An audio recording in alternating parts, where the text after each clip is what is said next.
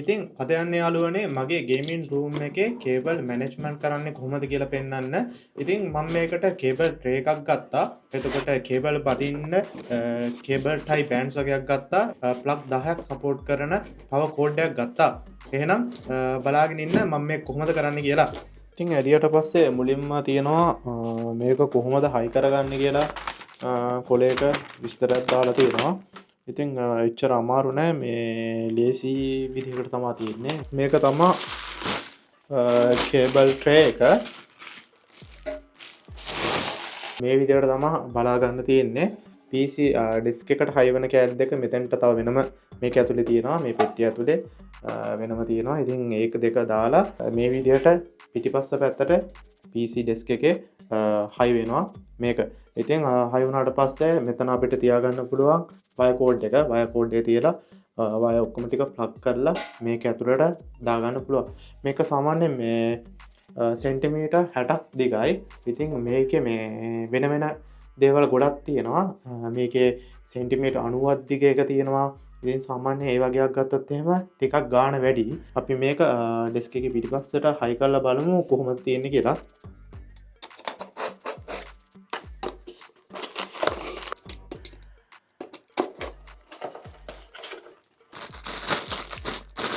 ඉතින් මේ වගේ දෙකකින් තමා මේ ජාතියේ දෙකකින් තමා ඩෙස්ක් එකේ පිටිපස්සට කේබල් ට්‍රේ එක හයි කරන්න තියෙන්නේ.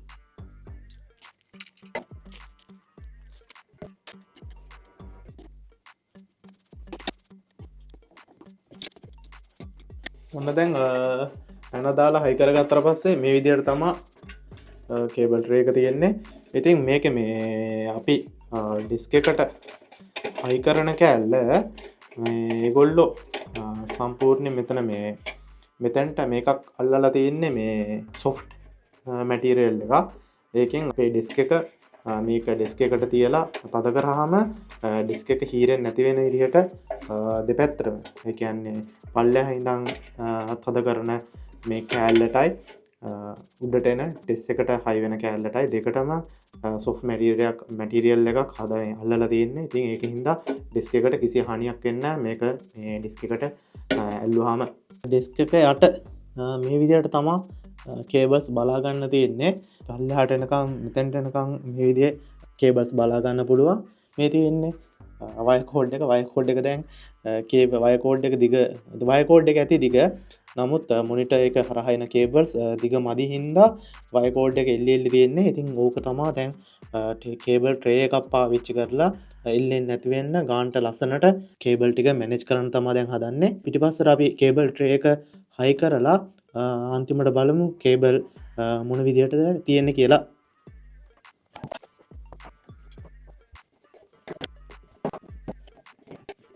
ඩෙස්ක් එක යට මේ විදිහට තමා කේබල් ට්‍රේ එක හයි වෙන්නේ.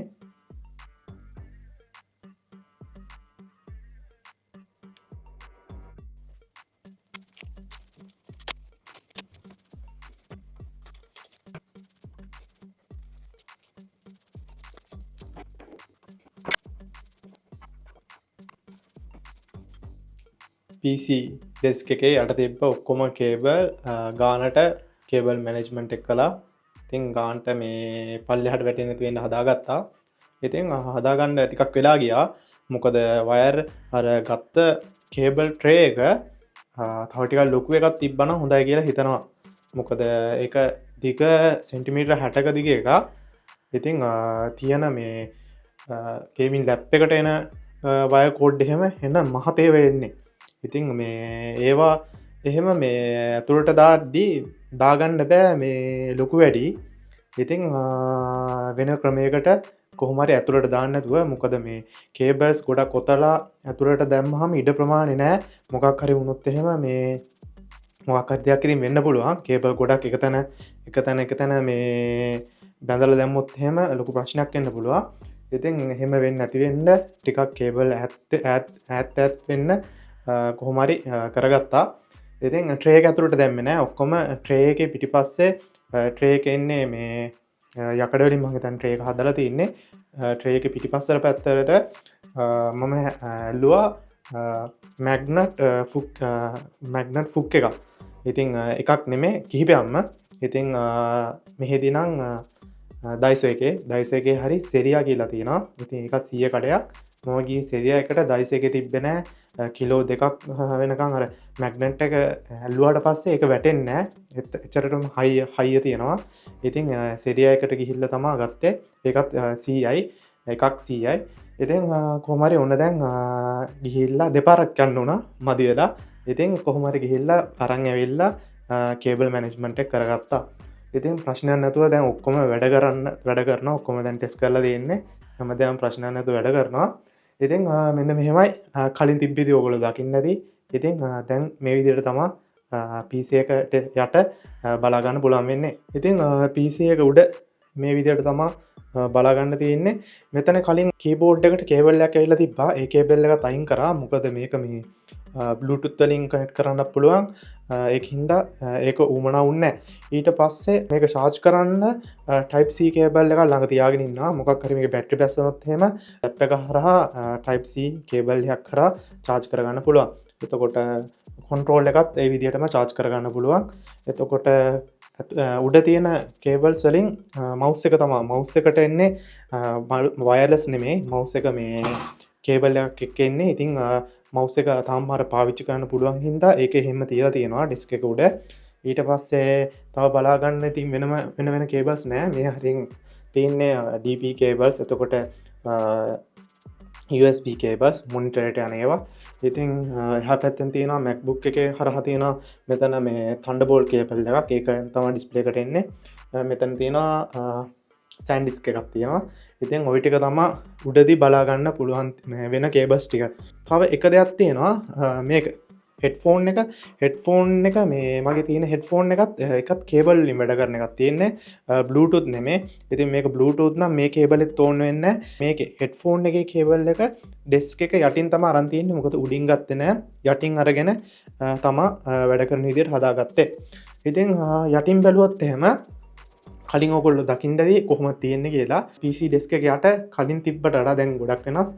ඉතින් මේ තියෙන්නේ PC desk එක යට දැන් කේබල් කිසිම දෙයක් පල්ලෙහාට ඇවිල්ලා නැහැ. මෙන්න මේ හෙඩ්ෆෝන් එකට යන කේබල් එක විතරයි යටින් අරන් තියෙන්නේ. වෙන මුකුත් අරගෙන නැහැ. ඉතින් පල්ලෙහාට කිසිම කේබල් එකක් වැටෙන්නේ නැති වෙන්න හදාගත්තා. එන එකම කේබල් එක තමයි මෙතනින් එන වයර් පොඩ් එකට එන කේබල් එක. ඒකෙන් තමයි ඔක්කොම පවර් එක දෙන්නේ. එක කේබල් එකක් තියෙනවා. ඒක තමයි පේන් දෙන්නේ. ඉතින් අනිත් ඔක්කොම කේබල් මේ විදිහට ගානට ලස්සනට කේබල් ට්‍රේ එකට ඔක්කොම එන විදිහට හදාගත්තා. කේබල් දිග වැඩි ඔක්කොම ට්‍රේ එකේ පිටිපස්සේ ගානට මැග්නට් ෆුක් එහෙම දාලා ඒව ගානට අඩු කරලා තියෙන්නේ. ඉතින් ප්‍රශ්නයක් නැහැ. ඉතින් ওই විදිහට තමයි ගේමින් ඩෙස්ක් එකේ කේබල් මැනේජ්මන්ට් එක කරගත්තේ. ඉතින් ගොඩක් වෙලා ගියා එකපාරක් හයි කරලා ආපහු ගලවලා තව පාරක් හයි කරගත්තා. මොකද පළවෙනි පාර ඔක්කොම කේබල්ස් අර ට්‍රේ එක ඇතුළට දාලා එකපාරක් හදාගත්තා.